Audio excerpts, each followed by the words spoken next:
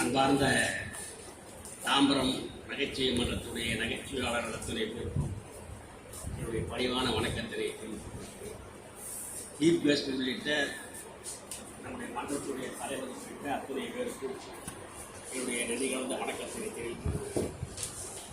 பேரறிஞர் அண்ணா அவர்கள் 1967 வெற்றி பெற்ற போது சொன்னார், நான் வெற்றி பெற்றுட்டோம், ஆட்சி வந்து விட்டது, ஆனால் கட்சி போய்விட்டது. இது அண்ணா அவர்கள் ரொம்ப அடக்கத்தோடு சொன்னார்கள்.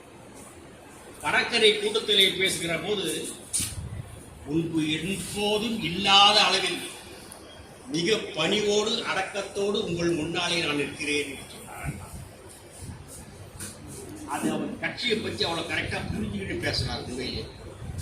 ஆனால் இத்தனை ஆண்டுகள் உழைச்சி வந்தார்கள் ஆட்சிக்கு என்ற வரலாறு இருந்தாலும் கூட, இன்றைக்கு 2 ஆண்டுகளிலே ஆட்சிக்கு வந்து இன்றைக்கு நல்ல முறையை நடத்தி கொண்டிருக்கிறார்கள் என்பதை கூட பார்க்கிற போது சரித்திரங்கள் மாற்றி எழுதப்படுகின்றனவோ என்ற ஒரு சந்தேகம் இருக்கிறது. இங்கே பேசுகிற போது எலியை பற்றியெல்லாம் அந்த அம்மா பேசும்போது சொன்னாங்க, கவர்மெண்ட்ல ஹாஸ்பிட்டல்ல இருக்கிற போது கவர்மெண்ட் ஆபீஸில் கூட எலி தொல்லை அதிகமாக இருக்குதுன்னு சொல்லி அந்த எலி பிடிக்கிற மிஷினை சின்ன மேனுவல் மிஷின் வைக்க சொன்னாங்க.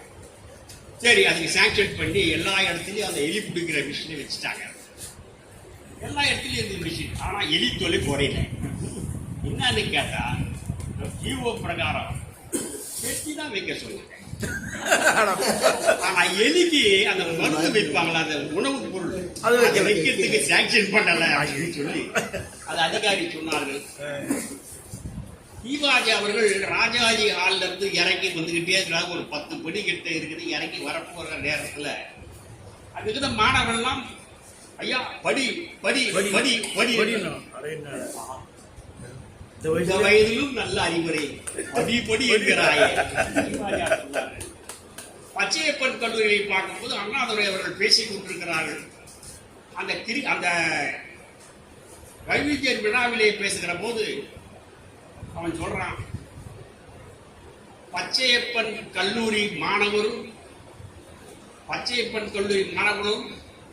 படிக்கட்டும் சொன்னார். முதல்ல சொல்றான், பச்சையப்பன் கல்லூரி மாணவர்கள் முதல்ல படிக்கட்டும் அண்ணா என்று சொல்லி வாய்ப்புக்கு நன்றி கூறி